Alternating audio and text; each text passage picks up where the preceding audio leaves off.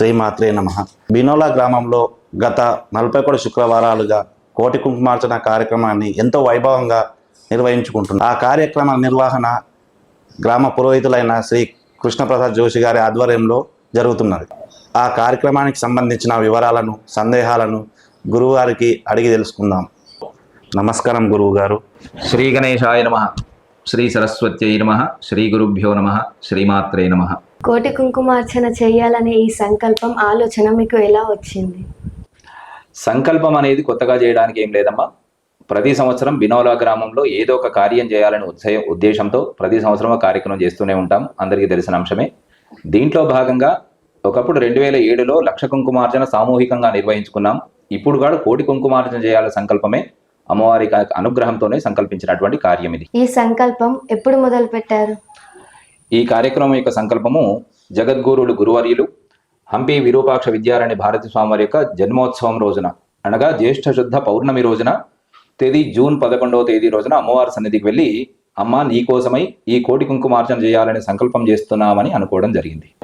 ఈ పూజా విధానం ఎప్పుడు మొదలైంది? ఎన్ని రోజులుగా చేస్తున్నారు? ఈ పూజ జ్యేష్ఠ శుద్ధ పౌర్ణమి రోజు అనుకున్నప్పటికీ కూడా శ్రావణ మాసం శుద్ధ పాడ్యమి శుక్రవారం రోజున పుష్యమి నక్షత్రం రోజున ప్రారంభించి ఇప్పటి వరకు 44 శుక్రవారాలుగా చేసుకున్నాం. 40 వారాల్లో ఈ యొక్క ప్రతి వారము కొంతమంది ముత్తైదుల చేత చేస్తూ ఆ సంఖ్యను ఎప్పుడైతే కోటి సంఖ్య చేరుకుంటామో 40 వారాల్లో చేయాలనే ఉద్దేశంతో మనం ఏర్పాటు చేసుకున్న కార్యక్రమం ఇది. 44 వారాలుగా అవుతుంది చివరి వరకు, 22వ తేదీ వరకు. ఈ కోటి సంఖ్య ఎలా పరిపూర్ణమైంది? కోటి సంఖ్య అనేది మనం 40 వారాలుగా ఎంచుకొని ప్రతి వారము 250 మంది వస్తే చాలు అనుకున్నాం. అలాంటిది ఒక వ్యక్తి అర్చన చేస్తే 1000 నామాలతో అర్చన చేసినప్పుడు ఒక వ్యక్తి = 1000 అవుతుంది. అట్లా మనం 10,000 మంది వచ్చినప్పుడు దాని యొక్క సంఖ్య కోటిగా మారుతుంది. అలా సంకల్పం చేసుకున్నందుకు గాను మొదటి వారం 33 మందితో ప్రారంభం చేసుకొని సుమారుగా 31వ వారం వచ్చేసరికి మనం 10,000 మంది సంఖ్య దాటినాము. అక్కడ కోటి సంఖ్య పరిపూర్ణమైంది. అయినప్పటికీ కూడా 41 వారాలుగా మనం అనుకొని చేస్తున్నాం కాబట్టి ఇప్పటి వరకు 16,000 మంది అర్చన చేసుకోవడం జరిగింది. దాని యొక్క సంఖ్యను మనం క్యాలిక్యులేషన్ చేసుకుంటే కనుక 1,60,00,000గా అమ్మవారి యొక్క అర్చన చేసి అమ్మవారి ముందర రాశిగా పోసి మనం అమ్మవారికి సమర్పణ చేసుకోవడం జరిగింది. ఈ కార్యక్రమం ఎక్కడ మొదలు పెట్టారు? ఈ కార్యక్రమాన్ని బినోలా గ్రామంలో ఉన్నటువంటి శ్రీ భువనేశ్వరి అమ్మవారి ఆలయంలో చేసుకున్నాం. ఎందుకు అనంటే అమ్మవారు చాలా చిన్న విగ్రహం, 9 అంగుళాలు ఉన్నటువంటి విగ్రహం. అమ్మవారి ముఖం కేవలం 3 అంగుళాలు మాత్రమే ఉంటుంది, కానీ చాలా విశేషంగా అమ్మవారి యొక్క అందంగా ఉంటుందన్నమాట అలాంటి విగ్రహము. అలాంటి ఎంతో శక్తివంతమైన అమ్మవారికి అలంకరణ చేసిన తర్వాత పువ్వులన్నీ వేసి అలంకరించిన తర్వాత ఎక్కడుందా అమ్మవారిని మేమే వెతుక్కోవాలి, అంత చిన్నగా ఉంటుంది. అలాంటి అమ్మవారు చాలా శక్తివంతమైన అమ్మవారు కాబట్టి ఆమె సన్నిధిలో చేయాలనేటటువంటి ఉద్దేశంతోనే శ్రీ భువనేశ్వరి ఆలయ ప్రాంగణంలో ఈ కార్యక్రమం అంతా కూడా నిర్వహించుకోవడం జరిగింది.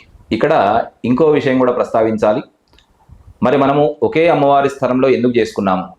ఇంతమంది ఒకే చోటుకి రాలేరు. ఎందుకంటే ఒక సిటీ అయితేనేమో అన్ని చోట్ల కూడలిగా ఉన్న ప్రాంతాల్లోకి అందరూ వస్తారు. కానీ మనకు మారుమూల ప్రాంతం లాంటి ఒక పల్లెటూరు వాతావరణంలోకి ఎక్కడి నుంచో భక్తులు వచ్చి ఇక్కడ చేసుకోవాలంటే అసాధ్యమైన పని అని అనిపించినప్పటికీ కూడా, ఇందాక చెప్పినట్టుగా అమ్మవారు చాలా చిన్న విగ్రహమైనప్పటికీ కూడా ఆమె యొక్క శక్తి చాలా అపారంగా ఉంటుంది. ఆమె ఏం చేయాలన్నా కానీ ఆమె అనుగ్రహం వల్ల అవుతుంది అనేటువంటి విశ్వాసంతో అమ్మవారి కోసమై నీ సన్నిధిలోనే ఈ కార్యక్రమం చేస్తానని అనుకోవడం జరిగింది.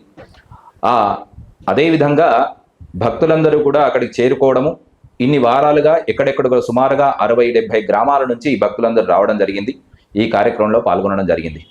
మరి అక్కడే ఒకే చోట ఎందుకు చేయడము అనేది కూడా ఇక్కడ చెప్పాల్సిన అంశం ప్రధానంగా. ఎందుకు అనంటే మన శాస్త్రం చెప్పేది ఒక మంత్రం జపసిద్ధి కావాలి అనంటే కనీసం 1,00,000 జప సంఖ్య చేయాలి. అలాంటిది దానికి చేయాల్సిన నియమాలు కూడా కొన్ని ఉన్నాయి. ఒకే సమయంలో ఒకే స్థలంలో కూర్చొని పదే పదే స్మరిస్తేనే ఆ మంత్రం అనేది అవుతుంది. కాబట్టి మనం ఒకే సమయం పెట్టుకున్నాం. ప్రతి శుక్రవారం కూడా ఉదయం 10:30 ప్రాంతానికి ప్రారంభం చేసుకోవాలి అని చెప్పి ప్రారంభం చేసుకున్నాం. ఒకే స్థలాన్ని ఎంచుకున్నాం. ఎంతమంది సుహాసినులు వచ్చినప్పటికీ కూడా శ్రీమాత్రే నమః అనే మంత్రాన్ని ఉచ్చారణ చేస్తూ అమ్మవారి కుంకుమార్చన చేశారు. అట్లా ఈ ప్రాధాన్యత ఎక్కువ కలిసి ఉన్నది కాబట్టి ఆ మంత్ర శక్తి కూడా మనకు ఉపయోగపడుతుంది. అర్చన చేసినటువంటి కోటి కుంకుమ రేణువుల యొక్క శక్తి కూడా అమ్మవారి ప్రసాదంగా మనకు ఇక్కడ ఉపయోగంలోకి వస్తుంది. అది మన అదృష్టం. కుంకుమార్చన చేయడం వల్ల కలిగే ఫలితాలు ఏంటి? ఫలితాలు ఏమిటి అంటే అమ్మవారు మనకి ఇచ్చినటువంటి దేహము, శరీరంలో ఉన్నటువంటి అవయవాలన్నీ కూడా సక్రమంగా ఉన్నందుకు ఆమెకు మనం తోచిన సేవ చేయడమే, ప్రతిఫలాన్ని ఆశించకుండా చేసేదే ఈ లోక కళ్యాణం, గ్రామ కళ్యాణం అనే సంకల్పం.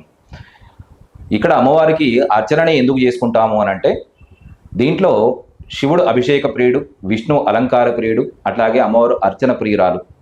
అందుకని అమ్మవారి కోసం అర్చన చేయాలనే ఉద్దేశమే తప్ప దీంట్లో ప్రతిఫలాన్ని మనం ఆశించలేదు. అయినప్పటికీ కూడా అమ్మవారి సన్నిధికి ఎంతమంది అయితే వచ్చి చేసుకున్నారో ఆ ఫలితం ఏంటనేది వాళ్ళ వాళ్ళ అనుభవాల్లో చాలామందికి తెలిసింది. అంతే తప్ప మనం మాత్రం ఆశించి చేయలేదు. అమ్మ నీకోసమై మా వంతు సేవ చేస్తామని సంకల్పం చేయడం మాత్రమే మనం చేసినటువంటి ఉద్దేశం. భువనేశ్వరి మాత ఆలయాన్ని ఎందుకు ఎంచుకున్నారు? ఎందుకు ఎంచుకోవడము అని అంటే, ఇందులో మనకు బినోలా గ్రామంలో శతాధిక 100కు పైగా దేవాలయాలు కలిగిన గ్రామంగా పేరుంది. అందులో ఒకప్పుడు ఈ యొక్క పరిపాలనలో ధ్వంసం చేస్తారని ఇళ్లలో పెట్టి కాపాడుకున్నారు. అందులో భాగంగానే ఈ అమ్మవారు కూడా ఇంట్లో పెట్టి కాపాడుకున్నటువంటిదే. ఒక దేవాలయం మందిరం లాగా ఉన్నటువంటిది కాదు, ఒక ఇంటి ఆవరణలో ఒక రూమ్లో ఉన్నటువంటిదిగా ఉండేది. అయితే 2007వ సంవత్సరంలో ఇదే చెరువు ప్రాంగణంలో లక్ష కుంకుమార్చన అనే కార్యక్రమం చేసినాం. అది ఎందుకు చేసినామంటే, ఇందాక అడిగిన ప్రశ్నకి ఇది అనుసంధానం. ఏమి ఆశించి చేసినామనేది.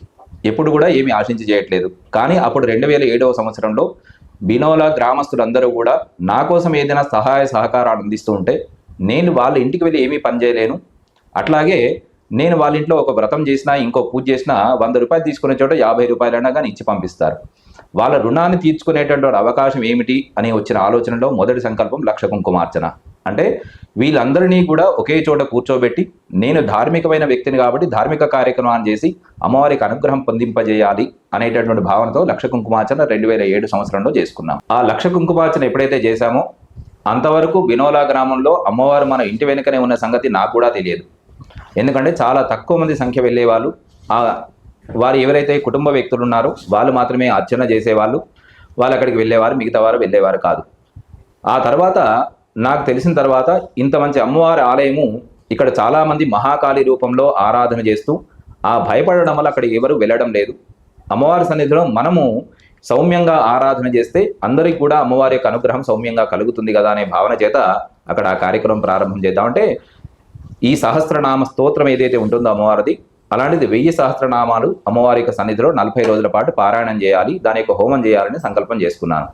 అప్పుడు బాసరలో అమ్మవారి సన్నిధికి దర్శనానికి వెళ్ళినప్పుడు ఒక బ్రాహ్మణులు కలిసి, నీకు అమ్మవారు ఉగ్ర రూపంలో ఉంటే నిన్ను శాంత స్వరూపంలో ఆరాధింపజేయనివ్వదు అని చెప్పారనమాట. అయినప్పటికీ కూడా నేను చేసేది 10 మంది యొక్క మంచి కోసం, వాళ్ళందరూ దర్శనం కోసం రావాలి, ఆ అమ్మవారి యొక్క అనుగ్రహం వాళ్ళందరికీ కలగాలనే భావన చేత అనుకున్న సంకల్పం కాబట్టి ఏదేమైనా పర్వాలేదని చెప్పి సంకల్పం చేసుకొని కూర్చోవడం జరిగింది. మొదటి 4-5 రోజుల పాటు చాలా కష్టమైంది. ఒక్కోసారి మనం బయటకు వచ్చి పడిపోయేవాడిని, చేయలేక నీరసంలాగా ఏదో రకమైన ఇబ్బంది కలిగేది. ఆ తర్వాత అమ్మవారికి అనుగ్రహం వల్ల ఎక్కడ ఆటంకం లేకుండా ఆ 40 రోజుల పాటు సహస్ర లలిత స్తోత్ర పారాయణం అనేది జరిగింది. ఆ హోమం కూడా జరిగింది. మళ్ళీ ఇన్ని రోజుల తర్వాత ఆమె సన్నిధిలో 1,00,000 దాటింది, 10 లక్షలు చేసినాము, 1,00,000 సార్లు చేయాలనే సంకల్పమే ఈ యొక్క అమ్మవారి దేవాలయం ఎంచుకోవడానికి గల ప్రాధాన్యత. భువనేశ్వరి మాత ఆలయం యొక్క ప్రాధాన్యత ఏమైనా ఉందా? ప్రాధాన్యత చాలా ఉంది. అమ్మవారు ఒక 2 తరాల ముందు వరకు కూడా అమ్మవారు ఎప్పుడైతే చిన్న విగ్రహ రూపంలో ఉందో ఒక చిన్న పాప బాలికా రూపంలో వచ్చి ఆడుకునేదని, చాలామంది పిల్లలు ఆ దేవాలయ ప్రాంగణంలో ఆడుతూ ఉంటే కనుక ఒక అమ్మాయి రూపంలో వచ్చి ఆడుతూ ఉంటే ఈ అమ్మాయి ఎవరా అని పసిగట్టేంతారు అంటే వాళ్ళకి వచ్చే అనుమానం వరకు కూడా ఆమె ఆడుతూ ఉండేది. ఆ తర్వాత ఎవరా అని గ్రహించేసరికి కనపడకుండా పోయేదని మొన్నటి వరకు ఉన్నటువంటి వృద్ధులు కూడా చెప్పినటువంటి అంశం. ఇదే కుంకుమార్చనలో గమనించినప్పటికీ కూడా 40 వారాలు 43 వారాలు మనం చేసిన కుంకుమార్చనలో ప్రతి వారము చిన్నపిల్లలు వచ్చి వాళ్ళు ఆడుకోవడము, ఆ కుంకుమ శరీరం అంతా పూసుకోవడము, చాలా ఫోటోలు కూడా ఉన్నాయి, మీకు చూపిస్తాం మధ్యలో కావాలంటే. అలా ప్రతి అమ్మాయి కూడా చిన్నపిల్లల రూపంలో వచ్చి ఆడుకొని ఆ అమ్మవారి స్వయంగా వచ్చి ఆ రకంగా ఆడుకుంటుంది అనేటటువంటి విశేషం చాలా ఉంది. దాన్ని మన కంటి కట్టినట్టుగా మనం ప్రతి వారం కూడా మనము భక్తులందరూ కూడా దాన్ని చూశారు. అంతేకాదు ఈ కుంకుమార్చన ప్రారంభం చేసినప్పుడు పూర్తి వర్షాకాలం, ఆ వర్షాకాలంలో ప్రారంభం చేసినప్పటికీ కుంభవృష్టి ఉన్నప్పటికీ కూడా ఒక్కో వారం రోజున వాళ్ళు ఎవరైతే అర్చన చేసుకోవడానికి భక్తులు వస్తున్నారో వాళ్ళు ఇంటి నుంచి బయలుదేరే సమయానికి వర్షం ఆగిపోయి ఉండేది. మళ్ళీ వచ్చి అర్చన చేసుకొని వాళ్ళ ఇంటికి వాళ్ళు వెళ్ళిన తర్వాత, భోజనం చేసి వెళ్ళిన తర్వాత మళ్ళీ వర్షం ప్రారంభమైంది. అది సాక్షాత్తుగా అందరూ కూడా చూసినటువంటి అంశం, నేను చెప్పే మాట కాదు. ఇంత విశేషమైన అమ్మవారి సన్నిధిలో మనం చేసుకోవడం మన అదృష్టంగా భావించాలి. ఈ కుంకుమార్చనలో మనమందరం పాల్గొన్నాము అంటే అమ్మవారు మనందరినీ కూడా ఒక లక్కీ డిప్లో తీసినట్టుగా మనల్ని సెలెక్ట్ చేసుకున్నదని భావించాలి. ఈ కార్యక్రమం మీరు వ్యక్తిగతంగా పొందిన అనుభవాలు ఏమైనా ఉన్నాయా? వ్యక్తిగతంగా పొందిన అనుభవం చాలా ఉంది. ప్రతి వారం కొత్త అనుభవమే. ప్రతి వారం అమ్మవారి అనుగ్రహాన్ని, ఆత్మీయత, ప్రేమను చూసిన వాళ్ళమే. అయితే ఇందులో చివరికి ఎప్పుడైతే స్వామివారు 41 జగద్గురువులు హంపి విరూపాక్ష విద్యారణ్య భారతీ స్వామివారి చేతుల మీదుగా ఆ కుంకుమ రాశికి అర్చన చేయించినప్పుడు వారు వచ్చినప్పుడు ఆయనకు ఈ కార్యక్రమం సరళి ఏంటి అనేది మనం వివరించాలని ఒక పేపర్ పైన రాసుకుందామనే ప్రయత్నం చేసినాను. అప్పుడు ఆ అమ్మవారి మనసు కనిపించింది కదా, రాయి బిడ్డ నీ సంగతి, నీకు ఆ ఒళ్ళు జరదరిస్తుంది, అవి జారుస్తాయి అని చెప్పేసి అనిపించింది. రాస్తున్నప్పుడు అనిపించిన అంశం ఏంటంటే, మొట్టమొదటిగా ప్రారంభం చేసినటువంటి రోజున ఉన్నటువంటి శుక్రవారంతో పుష్యమీ నక్షత్రం కలిసి వచ్చింది. ఆ తర్వాత స్వాతి నక్షత్రం, ఆ తర్వాత ఉత్తరాషాఢ, తర్వాత అశ్విని, ఆ తర్వాత ఆశ్లేష, ఈ రకంగా సరళి మొదలై 5 వారాల పాటు మళ్ళీ చివరి నుంచి చూసుకుంటే కనుక మళ్ళీ 22వ తేదీన పుష్యమీ నక్షత్రం ఆశ్లేష నక్షత్రం కలిసి వస్తుంది. అంతకు ముందు రోజు అశ్విని నక్షత్రం, ఆ తర్వాత ఉత్తరాషాఢ, ఇట్లా వరుస క్రమంలో ఒక దండ కూర్చి అమ్మవారికి నక్షత్రాలతో మాలిక వేసినట్టుగా ఉన్నట్టుగా అనుభవాన్ని నేను పూర్తిగా అనుభవించింది ఎక్కువగా అది. ఇంత అద్భుతమైన కార్యక్రమాన్ని అమ్మవారు అనుకుంటే కానీ మనం చేయలేం. ఇంత అందంగా కూర్చబడినటువంటి వారాలతో నక్షత్రాలు కలిసి రావడం కానీ, ఒక్కో రోజు ప్రత్యేకంగా రామనవమి కలిసి వచ్చినది, కాలభైరవ అష్టమి కలిసి వచ్చింది. ఆ రోజున అమ్మవారి సన్నిధిలో పూజ చేసుకుని వాళ్ళ సన్నిధిలో భోజనం ప్రసాదంగా స్వీకరించడం కానీ, ఇవన్నీ ఎప్పటికప్పుడు ప్రతి వారం పొందినటువంటి గొప్ప అనుభవాలు. ఈ కార్యక్రమం అంతా కూడా అమ్మవారికి అనుగ్రహము, గురువుల యొక్క ఆశీర్వాదంతోనే పరిపూర్ణమైందనేది పూర్తి విశ్వాసం నాది. ఇందులో ఇదంతా కూడా మనం ఇందాక నేను చెప్పినటువంటి అంశాలు కనుక గ్రహిస్తే, అమ్మవారు అనుకొని మన చేత జయించింది మాత్రమే. నేను కూడా ఒక సేవకుడినే. ఇక్కడ అమ్మవారు రాసిపెట్టినటువంటి ఆ స్క్రిప్టు, ఆ యొక్క డైరెక్షన్కి మనం ఎంచుకున్న పాత్రలే కానీ సూత్రధారణం ఎవరమూ కాదు. అంత గర్వపడాల్సిన అవసరం ఎవరికీ కూడా లేదు. ఇది కేవలం ఆమె ఇచ్చినటువంటి మనకు సేవ చేసుకునే ఒక భాగ్యం లాగానే భావిస్తున్నాను. మీ ఇందులో పాల్గొన్న వాళ్ళందరూ కూడా అదే భావనతో ఉండాలని నా యొక్క విజ్ఞప్తి. గురువుగారు 41 వారం రోజున కుంకుమ రాశిగా చూడడం జరిగింది. ఆ కుంకుమాన్ని భక్తులకు ప్రసాద రూపంలో ఎప్పుడు ఇస్తున్నారు? తప్పకుండా. ఇందులో 41 వారాల పాటు చేసినటువంటి కుంకుమను అమ్మవారి సన్నిధిలోంచి ఎప్పటికప్పుడు సంచిలో నింపి మనం పక్కన పెట్టుకున్నాం. భక్తులకు అందించబడలేదు. ఎందుకు అనంటే, 1,00,00,000 అనే సంఖ్యను ఒకే చోట చేర్చి దాని యొక్క అణువులు మొత్తము కలిసినట్టుగా చేయాలి అనేది మన భావన. ఎంత శ్రద్ధతో వచ్చారంటే భక్తులు, ప్రతి వారము స్కూల్కి వెళ్ళడానికి పిల్లలు ఎంత శ్రద్ధగా తయారై రావడానికి ప్రయత్నం చేస్తారో అంతే శ్రద్ధగా శుక్రవారం ఎప్పుడెప్పుడు వస్తుందా, ఎప్పుడు వెళ్ళాలా అనేంత భావనతో వాళ్ళ కుంకుమార్చన చేసుకోవడం రావడం జరిగింది. అలాంటిది వాళ్ళ భక్తిని చూసి వాళ్ళకు కూడా అంతే శ్రద్ధగా అందించాలనే ఉద్దేశంతో ఈ 41 వారాలు చేసినటువంటి కుంకుమ అంతా కూడా ఒకచోట రాశిగా పోసి అంతా కూడా కలిపి అమ్మవారు చిదగ్నికుండ సంభూత అంటాం. ప్రతి నెలలో ఒక చండీ పారాయణ చేస్తున్నాం. అట్లా 10 పారాయణలు చేస్తూ ఒక చండీ హోమం చేస్తున్నాం. దాన్ని శతచండీ 10 నెలల్లో 10 సార్లు చేసుకున్నాం. ఆ హోమగుండం పైనే అమ్మవారికి మళ్ళీ ఒక హోమగుండాన్ని ఏర్పాటు చేసుకొని అందులోనే ఈ రాశి కుంకుమను పోయడం జరిగింది. స్వాముల వారు జగద్గురువులు హంపి స్వామివారి చేతుల మీదుగా అర్చన చేసి ఆ కుంకుమను ప్రసాదంగా ఇచ్చే కార్యక్రమము ఈ యొక్క మే నెల 22వ తేదీ శుక్రవారం రోజున నల్లపోచమ్మ దేవాలయం ఎదురుగా ఉన్నటువంటి చెరువు ప్రాంగణంలో ఈ కార్యక్రమాన్ని ఏర్పాటు చేస్తున్నాము. దానికి సుమారుగా ఇన్ని రోజుల పాటు చేసినటువంటి భక్తులందరూ కూడా వచ్చే అవకాశం ఉంది. సుమారుగా 10,000 అంచనాతో వాళ్ళందరికీ కూడా మహాప్రసాదం అందించాలనేటువంటి సంకల్పంతో ఈ కార్యక్రమాన్ని ఏర్పాటు చేసుకుంటున్నాము. ఆ రోజున ఈ ప్రసాదం ఎప్పుడు ఇస్తారు అనంటే, మే 22వ తేదీ శుక్రవారం రోజున చెరువు ప్రాంగణంలో ఉన్నటువంటి కోటి కుంకుమార్చన పూర్ణావతి కార్యక్రమంలో స్వామివారి చేతుల మీదుగా మీ అందరికీ అందించబడుతుంది. గురుగారు, 10,000కు పైగా జనాలు వస్తున్నారా? అంతమందికి మీరు ఏర్పాట్లు ఏ విధంగా ఇస్తున్నారు? ఈ యొక్క 10,000 మంది వచ్చేటటువంటి కార్యక్రమానికి చాలామంది సేవకులు అవసరం, అనగా వాలంటీర్లు అనుకుంటాను, ఏదైనా పిలవచ్చు. అక్కడ సేవ చేయడానికి చాలామంది, సగటున 10% వ్యక్తులు అంటే 1000 మంది అవసరం పడుతుంది 10,000కి. కనీసం మనం 400 మందిని అక్కడ వాలంటీర్లుగా ముందు ఏర్పాటు చేసుకోబోతున్నాము. దానికి ఒకసారి వివరంగా చెప్తాను మీకు. మనకు బినోలా గ్రామానికి 2 పక్కల నుంచి గ్రామాల నుంచి భక్తులు వస్తుంటారు. ఇటు నిజాంపూర్, నారేశ్వర్, తుంగిని ఈ గ్రామాల నుంచి వచ్చేటటువంటి ఒకవైపు, నవీపేట్ నిజామాబాద్ ప్రాంతం నుంచి మరోవైపు నుంచి వాహనాలు వస్తుంటాయి. కాబట్టి ఆ వాహనాలన్నీ కూడా క్రమ పద్ధతిలో నియంత్రిస్తూ వాటిని పార్క్ చేయడానికి నిలిపి ఉంచడానికి క్రమ పద్ధతిలో పెట్టాలి. కాబట్టి దానికి 2 వైపులా కలిపి 30 మంది సేవకులు అవసరము. అట్లాగే సభా ప్రాంగణానికి వచ్చినప్పుడు 5 నుంచి 6,000 మంది ఒకే చోట కూర్చునేటటువంటి టెంట్లు వేయబడి ఉంటాయి. ఆ టెంట్లలో వాళ్ళని క్రమ పద్ధతిలో కూర్చోబెట్టడానికి సుమారుగా 100 మంది సేవకులు అవసరం.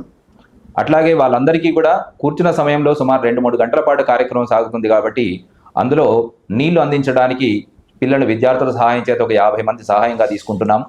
అట్లాగే వీళ్ళందరూ ఎండ తాపాన్ని తట్టుకోవడానికి జంబో కూలర్లుగా ఇటువైపు అటువైపు 50 కూలర్లు ఏర్పాటు చేస్తున్నాము. దాంట్లో సుమారుగా గంట 2 గంటలకోసారి నీళ్లు అయిపోయే అవకాశం ఉంటుంది. కాబట్టి ఒక 2 ట్యాంకర్లు ఆపి ఉంచి పైప్ లైన్లతో అక్కడ వరకు తీసుకువెళ్ళి ఎక్కడెక్కడైతే నీళ్ళు అయిపోతాయో అక్కడ చూసుకోవడానికి ఒక 10 మంది, ఇంతమందికి మజ్జిగ తయారు చేసి వాళ్ళకు అందించడానికి ఒక 30 నుంచి 40 మంది సేవకులు, వంట దగ్గర కూరగాయలు తరగడానికి ఒక 40 మంది, వంట చేసేవారు, వారికి సహాయం చేసేవారు, ఇట్లా కలుపుకుంటే ఒక 40-50 మంది, వడ్డనకు మరియు దీని వద్ద మగవాళ్ళల్లో కానీ ఆడవాళ్ళల్లో కానీ వడ్డన చేయడానికి సుమారుగా 100 నుంచి 150 మంది సేవకులు, ఇట్లా చూసుకుంటే ఒక 400 మంది సేవకులు ఖచ్చితంగా అవసరమైనటువంటి విషయంగా ఉంది. అట్లా ప్రతి ఒక వారం పాటు గ్రామంలో అందరినీ కూడా సమావేశపరుస్తూ యువకులకు ఒకసారి, మహిళలకు ఒకసారి, ఇట్లా ఒక్కొక్కరికి నాయకులకు ఒకసారి ఈ విధంగా సమావేశం ఏర్పాటు చేసి కార్యక్రమం గురించి అవగాహన కల్పించి వాళ్ళందరూ కూడా సేవ చేసే విధంగా వారికి ప్రేరణ కలిగించాము. వాళ్ళందరూ కూడా అంతే ఐకమత్యంగా మేము కూడా చేస్తామని ముందుకు వస్తున్నారు. వాళ్ళ పేర్లు నమోదు చేసుకొని ఆయా కార్యక్రమాల్లో నిమగ్నం కావడానికి సిద్ధంగా ఉన్నారు. ఈ కార్యక్రమాన్ని విజయవంతం చేయడానికి ఈ భక్తులే కాకుండా మిగతా భక్తులు కూడా సహాయం చేయవలసిందిగా మేము కూడా కోరుతున్నాము. ఎందుకంటే ఎంత చేసినా కానీ ఆ రోజు చాలా తక్కువే అవుతుంది. కాబట్టి భగవంతుడి యొక్క సేవ అనుకొని ప్రతి ఒక్కరు కూడా అక్కడ కనిపించిన పని చేయాలని ఈ యొక్క వీడియో ద్వారా మీకు తెలియజేస్తున్నా. అయ్యగారు ఇంత పెద్ద కార్యక్రమాన్ని జరుపుతున్నారు కదా, ఈ కార్యక్రమానికి ఆర్థికంగా ఎలా సమకూరుస్తున్నారు? ఆర్థికంగా చాలా బరువుతో కూడిన కార్యక్రమమే. ఎందుకంటే 10,000 మందికి సరిపడా భోజన వ్యవస్థ కానీ మిగతా కానీ ఇదంతా చూసుకుంటే సుమారుగా 15 లక్షల అంచనా వ్యయంతో కూడుకున్నది. ఇంకా ఎక్కువ కావచ్చేమో మనం చెప్పలేము పరిణామాలు. అయితే ఇందులో భాగంగా ఏ కార్యక్రమం చేసినప్పటికీ ఈ 40 మొదటి వారం మొదలుపెట్టిన రోజులు కూడా నేను ఎవరిని అడిగి ప్రారంభం చేయలేదు. అమ్మవారి దయతో ప్రతి సంవత్సరం నేను 10% నా సంపాదన నుంచి తీసి పక్కన పెట్టి దాంట్లో కార్యక్రమం ముందు నా వంతుగా చేస్తాను. ఈ సంవత్సరం పెద్ద కార్యక్రమం కాబట్టి 30%గా తీసుకొని మొదటి 9 వారాల పాటు సొంతంగా భోజనం పెట్టే ఏర్పాటు చేసినప్పటికీ 10వ వారం నుంచి భక్తులందరూ కూడా తమకు తాముగానే ముందుకొచ్చి ఆ యొక్క మహాప్రసాదాన్ని అందించే కార్యక్రమాన్ని తీసుకున్నారు. తద్వారా ఇప్పటి వరకు దాంట్లో ఎలాంటి భారము పడలేదు. ఇప్పుడు రాబోయే రోజుల్లో మాత్రం ఇప్పుడు కూడా ఎక్కడ కూడా ఒక 4గురిని తీసుకొని ఒక చోటకు వెళ్ళి మీరు చందా రాయండి అని రాస్తే వాళ్ళకు 1000 రూపాయలు రాస్తే మీ స్తోమతకి ఇది కాదు 2000 రాయండి, 5000 రాస్తే 10,000 రాయండి, ఇలా బలవంతంగా మనం తీసుకోవడానికి ముందుకు వెళ్ళట్లేదు. ఎందుకంటే ధార్మిక కార్యక్రమం ధర్మంగా వాళ్ళ మనస్సుతో ఇవ్వాలి కానీ మనం బలవంతంగా తీసుకునేదై ఉండకూడదు. ఈ భావన చేత కార్యక్రమం నడుస్తుంది. ఇంతవరకు ఎక్కడ చందా రూపంలో ఇంకా తీసుకోలేదు. తమకు తాముగా కొందరు ముందుకు వస్తున్నారు. కొందరు బియ్యము, పప్పు, కూరగాయలు దానికి సరిపడా ఇట్లా ఏర్పాటు జరుగుతుంది. అయితే ఇక్కడ మీ అందరికీ ఒక మాట చెప్పాలి. ప్రతి ధార్మిక కార్యక్రమంలో తను, మన, ధన, సేవా రూపంలో అని అంటాం. తను అంటే ఇందాక చెప్పినట్టుగా తన శరీరంతో ఏదైతే మనసుతో చేస్తామో అక్కడ సేవాభావాన్ని మనం తనువుతో చేసేది, శరీరంతో చేసేది. ధన రూపంలో కూడా భగవంతుడు మనకిచ్చిన దాంట్లోంచి ఇలాంటి ధార్మిక కార్యక్రమంలో ఎంతో కొంత సద్వినియోగం చేయబడాలి అనే ధర్మాన్ని మనం పాటించాలి. ఈ కార్యక్రమంలో మీ మనస్సుకు ఇది వింటున్నప్పుడు కానీ లేదా ఆ కార్యక్రమం యొక్క మనసులో మెదులుతున్నప్పుడు కానీ ఎంత ఇవ్వాలని మీ మనసుకు అనిపిస్తుందో అంతే ఆ కార్యక్రమంలో ఒక క్యూఆర్ కోడ్ను పెడుతున్నాము, ఒక అకౌంట్ నెంబర్ ఇస్తున్నాము. దాంట్లో లేదా మా పిల్లలు ఉంటారు, వాళ్ళకి చందా రూపంలో వాళ్ళకి రాసి రసీదు పొందవచ్చు. అట్లా భక్తులందరూ కూడా ఈ కార్యక్రమాన్ని గమనించి మీ మనస్సులో భావన ఎప్పుడైతే ఒక 1000 రూపాయలు ఇవ్వాలి అనుకున్నప్పుడు 1000 రూపాయలకే ఫిక్స్ అయ్యి ఉండండి. 500 ఇవ్వాలంటే 500కే ఫిక్స్ అయ్యి ఉండండి. ఇది నేను చెప్పే మాట. ఎందుకు అనంటే ఎడమ చేతిలో ఉన్నప్పుడే ఆలోచన కుడి చేతికి వచ్చే వరకు మారిపోతుంది అని అనుకుంటాం. ఎందుకంటే ఒక 1000 రూపాయలు ఇవ్వాలనుకున్నప్పుడు మళ్ళీ కుడి చేతికి వచ్చేసరికి 500 చాలేమో అనే భావన ఉంటుంది. అప్పుడు ఆ భావనకి మనం రుణపడిపోయిన వాళ్ళం అవుతాం. కాబట్టి అమ్మవారు మనస్ఫూర్తిగా మీకు ఏది ఇవ్వాలని మీ మనసులో ఆలోచన స్ఫురింపజేస్తుందో దానికి కట్టుబడి ఈ కార్యక్రమంలో మీ వంతుగా సహాయ సహకారాలు అందించమని ఈ సందర్భంగా మీకు తెలియజేస్తున్నా. శ్రీమాత్రే నమః.